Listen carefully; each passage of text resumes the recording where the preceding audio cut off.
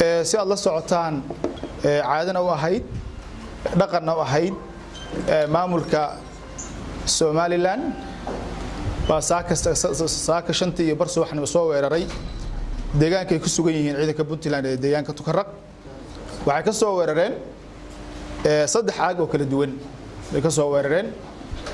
saddexda aag ba ciidanka Puntland ayaa hadda ku sugan gacantana uga dhigay meelihii ay duulaan ka soo qaadeen taasoo ay marag u tahay garasho xumada iyo aakhirwaaga ay ku socdaan maamulkaas sidoo kale waxa halka ka soo gaaray dhibaato ballaaran oo isku jirta gaadiid laga gubay iyo kuwa gacanta looga hayo intaba dagaalka saaka dhacay intaas uu ahaa waxa kale oo saaka aroortii lagu sameeyay ama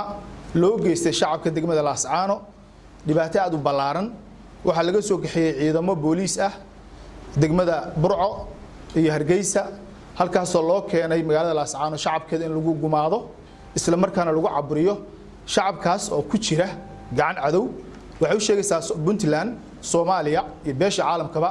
in shacabkaas Soomaaliyeed ee Puntlandarka ah ee meeshaas lagu keenay ciidamada waxa ka dhaca meeshaas iyo shacabka dhibaatada loo geysto ay mas'uul ka tahay Somaliland haday noqoto shacab la laayo haday noqoto kuwa la xirxiro iyo kuwa hadeerta baad maqlayseen handadaada iyo loo marinayay muxuu ahaa caga juguleynta loo marinayay niman waliba sheeganaya mas'uuliyiin oo laga soo diray Hargeysa ariga Puntland way ka xun tahay waxayna kaloo la tiiraysan tahay lana wadaagaysaa shacabka reer Sool dibka ay ku jiraan dagaalkaas hadeertan hakad yar ayuu galay Puntland waxay u sheegaysaa shacabkeeda ummadda Soomaaliyeed iyo cid kasta oo nabadda Soomaaliya doonaysaba inaysan duulaan ahayn isla markaana dalkeeda ay dadka ay difaacayso aad waa mahadsantahay